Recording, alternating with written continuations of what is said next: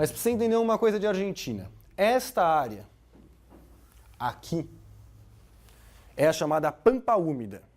É onde tem o agrobusiness hoje em dia, né?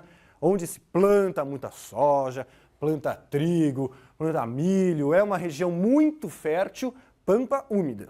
Tá? Daqui, esse grande arco aqui para dentro, isso aqui é a Pampa Seca.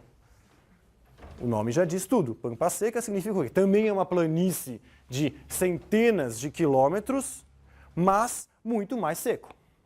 Você tem algumas lagoas que eram muito estratégicas para os indígenas, que todos precisavam parar para os cavalos beberem água, para os cavalos se alimentarem, mas entre uma lagoa e a outra, uma região seca. Tá?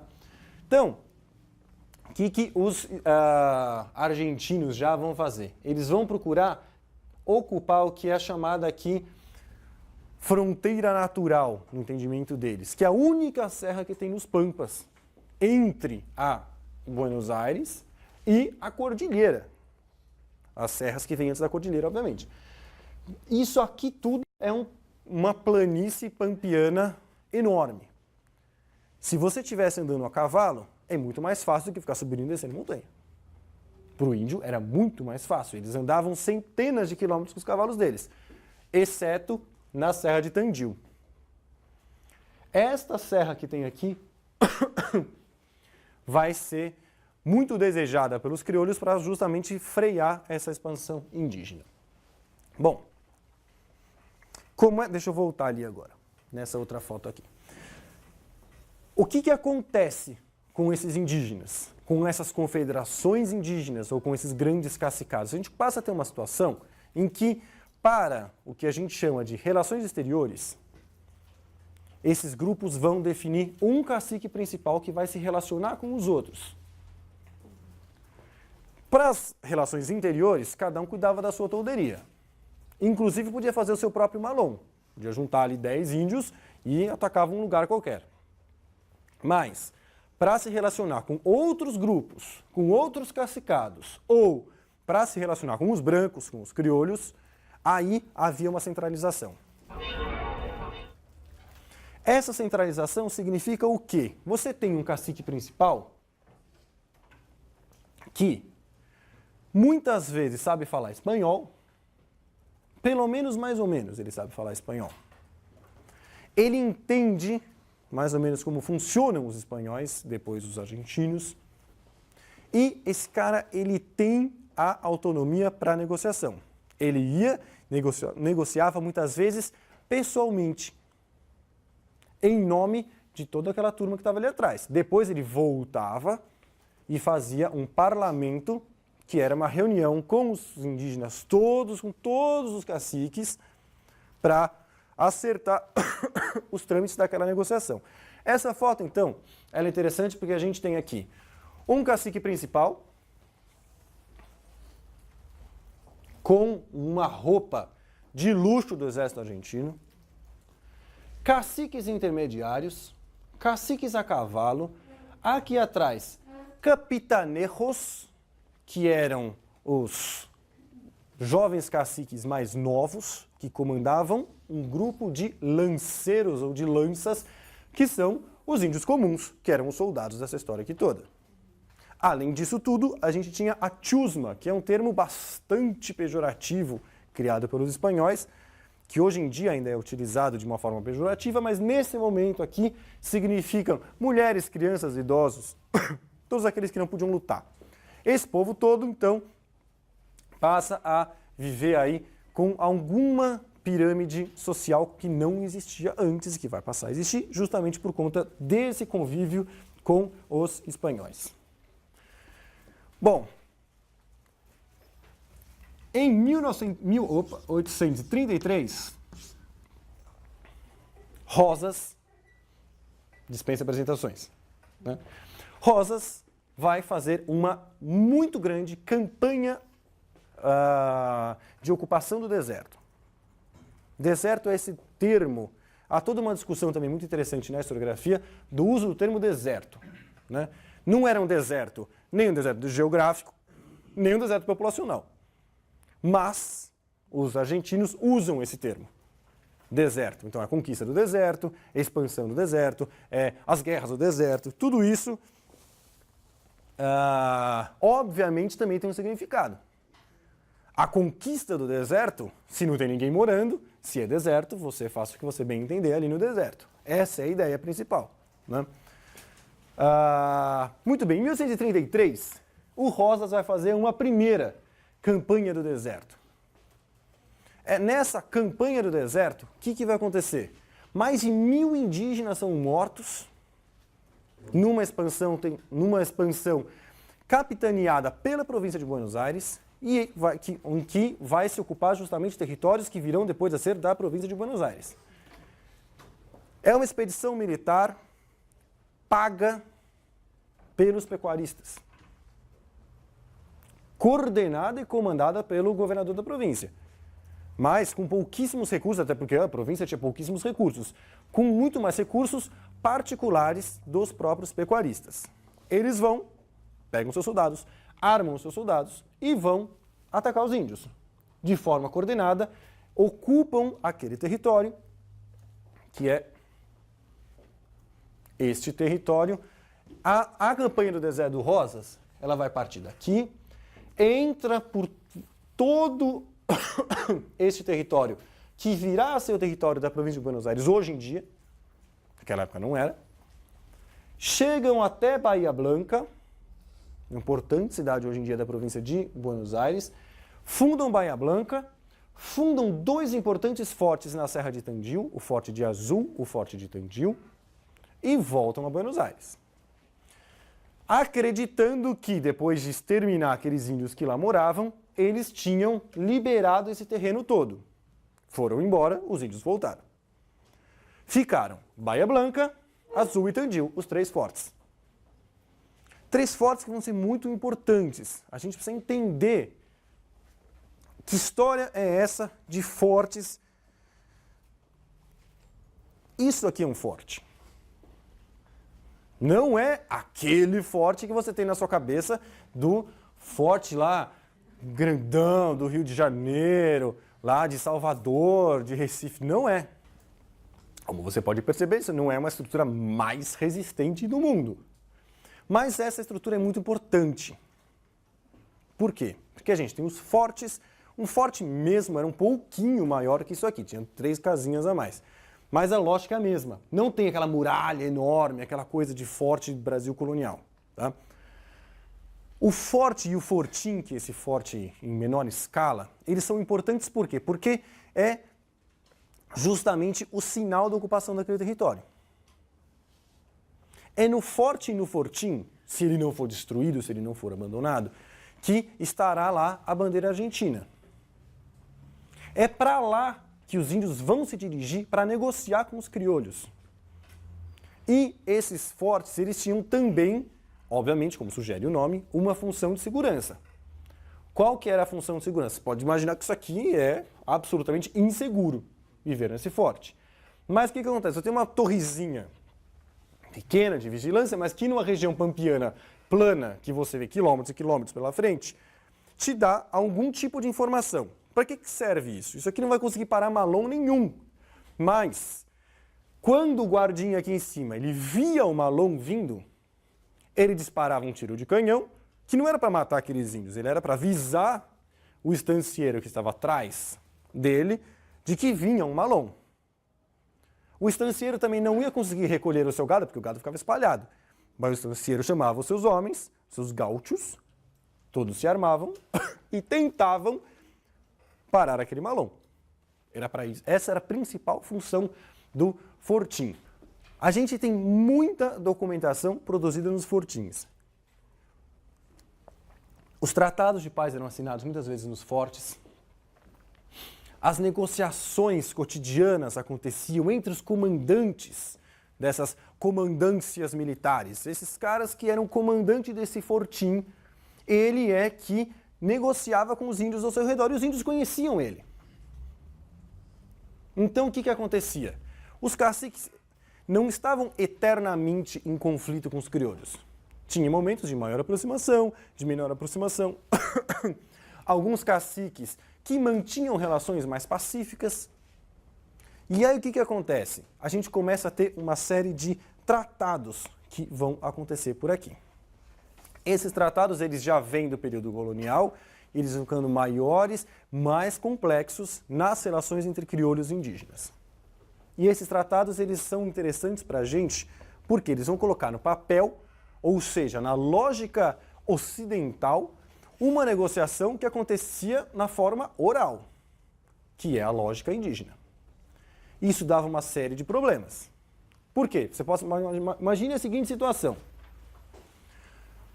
Os indígenas próximos a esse fortinho aqui estão, por alguma razão qualquer, passando necessidades. Deu uma seca, morreu o seu próprio gado, algum outro grupo indígena invadiu, sei lá o que aconteceu. Eles vão até o fortim e negociam um tratado. Olha só como era o tratado. Era assim, olha, a gente não invade os pecuaristas que estão aí atrás de vocês e vocês nos dão gado. A gente não invade e vocês dão. Aí eles negociavam. 100 cabeças de gado equino, 300 vacas, um tanto de tabaco, um tanto de aguardente, um pouco de papel. E assim estava resolvido. O comandante militar mandava essa negociação para os seus superiores, em Buenos Aires, em Córdoba, São Luís, dependendo de cada província. Havia ali uma autorização ou não, sempre, obviamente, queria diminuir, então, em vez de 100 cavalos, oferece 60, e ficava essa tensãozinha, e depois o cacique voltava para os seus para fechar esse combinado.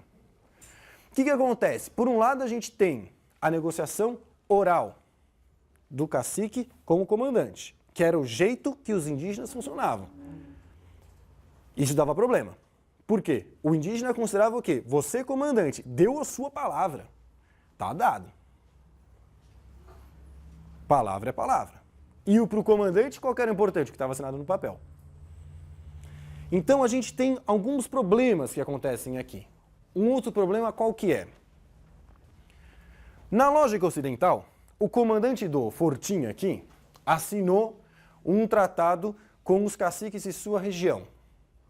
Ele representa a Argentina.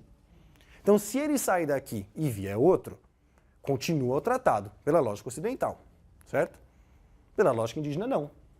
O tratado foi feito com aquele comandante. Se aquele comandante saiu de lá, é como se o cacique daquele lugar tivesse saído de lá. O próximo que vier é que negocie de novo. Isso, você pode imaginar a quantidade de problemas que dava. Bom, estávamos falando de 1833. Rosas fez as campanhas, ocupou, matou um monte de gente e foi-se embora. Neste mesmo momento, e aí é uma daquelas grandes polêmicas historiográficas argentinas, se foi uma coincidência ou se não foi uma coincidência.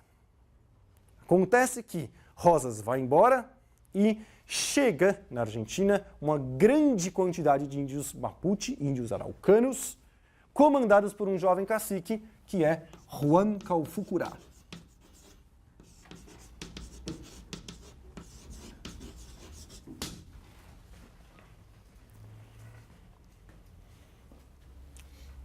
Não se sabe, e é melhor a gente nem entrar nessa polêmica, por que é diabos que os araucanos do Calfucurá vão chegar logo depois que Rosas vai embora? Não se sabe se eles sabiam no Chile o que estava acontecendo e eles perceberam a oportunidade, ou se o Rosas avisou uns caciques chilenos, fez um tratado prévio e falou para esses caras virem ocupar o espaço, ou se foi uma sorte tremenda deles. Não tem como a gente saber uma coisa dessa. O que é importante? Vem Juan Calfucurá e uma quantidade considerável, algumas centenas de araucanos. Eles chegam à região mais importante dos Pampas, que está aqui naquele nosso mapa. Salinas Grandes, essa grande mancha aqui. Salinas Grandes são salinas que existem até hoje, minas de sal. Por que mina de sal é importante nessa região do sul da Argentina? Por quê? Veja bem, se principal atividade econômica daquele momento era a pecuária. E a pecuária, muito dela, eles abatiam os animais para produzir couro. Com o sal você consegue aproveitar a carne. Porque senão eles simplesmente largavam as carcaças lá. Porque o importante era o couro, porque você não consegue exportar a carne nesse momento. Com o sal você consegue pelo menos aproveitar um pouco da carne. Então, as salinas grandes eram muito importantes economicamente para a Argentina. Só que elas estavam nas mãos dos indígenas. Então, o cacique que conseguia ocupar as salinas grandes, ele tinha um poder em suas mãos muito grande. Os governos argentinos tinham que negociar com o cacique que dominava as salinas grandes. Se ele resolvesse fechar o comércio de sal, virava um problema econômico para a Argentina. Tinha que haver essa negociação. E Calfucurá vai ocupar as salinas grandes e Calfucurá se tornará o grande senhor desse grande cacicado, desta confederação que vai ser conhecida como a Confederação de Salinas Grandes. Os indígenas mais importantes para a gente nesse momento aqui. O outro grupo muito importante está aqui nesse pontilhado.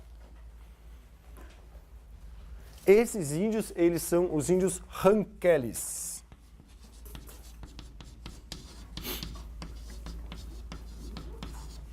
Há um famoso relato de uma expedição de um coronel do exército argentino que se chama Una excursión a los indios ranqueles, do Lúcio Mansilla, que é, assim, muito lido na Argentina, né? É um livro que é um livro bastante extenso, mas que é um livro lido em escola na Argentina, em que o Mansilla, lá na década de 70, ele vai contar a viagem que ele fez para os índios ranqueles que moravam aqui ao sul de Córdoba e São Luís, para fazer a negociação de um tratado. Então, se vocês tivessem estudado na Argentina, vocês iam ter lido muito, provavelmente, na escola Una excursión a los indios ranqueles, que é uma fonte muito interessante de pesquisa. A gente aprende muito sobre a Argentina, sobre os criolhos e sobre os indígenas, lendo o livro do Mansilla.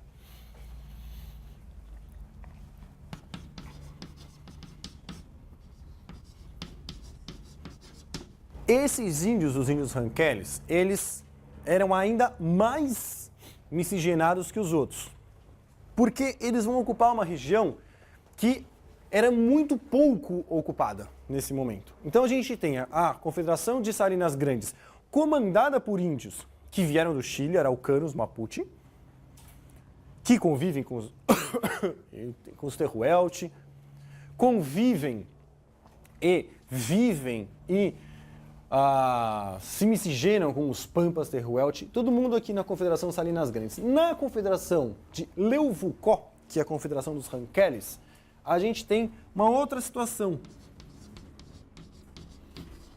Leuvucó é uma lagoa que tem ali. Esses índios estão ali. Araucanos, Tehuelches, Pampas, índios que fugiram de outros lugares e muitos brancos. Como vocês sabem, a Argentina tem uma série de guerras civis, de lutas e disputas nesse momento. Muita gente se exilou entre os indígenas, fugindo de homens como Rosas, fugindo de seus adversários políticos. A única salvação, muitas vezes, era ir morar com os índios. Esses homens, muitos deles foram recebidos e passaram a viver aqui com os ranqueles. Isso vai ser importante para a gente depois entender a atuação dos ranqueles mais para frente. Bom, duas confederações então importam para a gente: Salinas Grandes e Leuvucó. A gente tem que entender ainda uma coisinha antes de entrar propriamente aí na parte mais sangrenta da aula. Esta linha escura é a chamada linha de fronteira, né? As fontes chamam de linha de fronteira, mas a gente sabe que não era uma fronteira propriamente estabelecida. Nós aqui, eles lá. Tem se usado mais o termo zona de contato.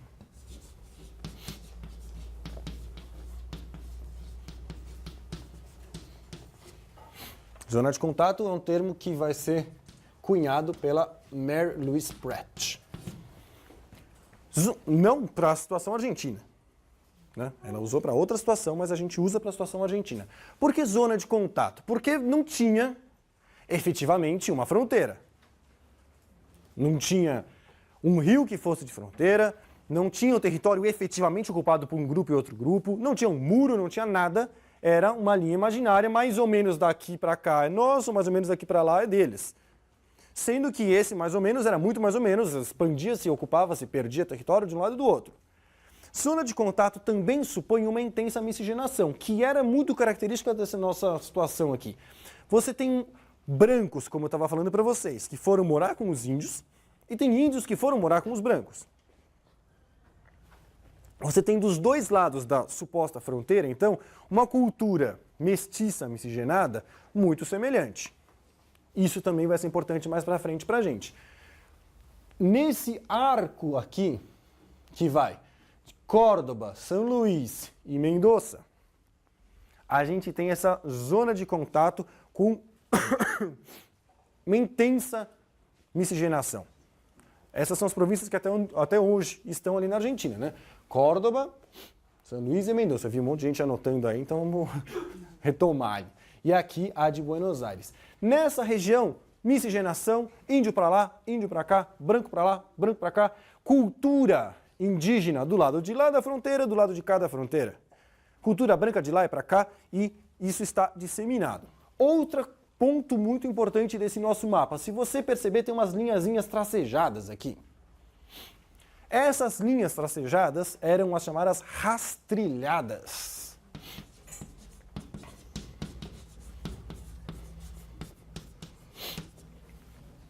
O que são as rastrilhadas? São os caminhos. Imagine, você tem um pampa, se você parar no pampa, olhar para todos os lados, é um campo verde para todos os lados. Você não tem referências naturais nenhuma. Então, com os séculos, esses índios eles foram fazendo, repetindo e repetindo o mesmo caminho. Isso cavou, naturalmente, pela passagem das pessoas e dos animais, sulcos, que em alguns lugares da Argentina, até hoje dá para ver, afundou o terreno ali pela passagem. Essas eram as rastrilhadas. As rastrilhadas, elas passam pelos principais grupos indígenas, passam necessariamente pelas lagoas e levam do quê? Das áreas produtoras de gado para as áreas consumidoras de gado. Então, as rastrilhadas elas eram muito famosas. Quem controlava a rastrilhada comandava quem é que passava ou não passava lá. Porque não é todo índio que é amigo do outro índio, né? Aquela outra imagem, romantismo do século XIX, né? Todo mundo amigo. Imagina. Você controla este acesso, quem vai passar por ali é seu aliado. Ou o outro grupo vai te atacar para controlar aquele acesso. Nos cruzamentos das rastrilhadas, feiras indígenas. Comercializava-se de tudo. Gado roubado, mas todos os produtos possíveis e imagináveis feitos com o gado, couro, produtos com osso, com crina, com tendão, carne, o que você quiser. Que mais? Produtos comprados da região criolha, produtos de trigo, de milho, produtos como pinhão que vinham aqui da área chilena, por isso que chamava-se perruente, aquela população aqui. Ah, não coloquei aqui. Esses caras aqui. Perruente é o quê? O povo da terra do pinhão. Muita araucária, muito pinhão, os caras comiam muito pinhão. Então comprava-se pinhão, comprava produtos de prata, produtos metálicos, armas, bebidas, tabaco, essas coisas todas, isso tudo nesses cruzamentos das rastrilhadas onde tinha-se. Então essas feiras, veja que a mais importante delas está no meio de Salinas Grandes.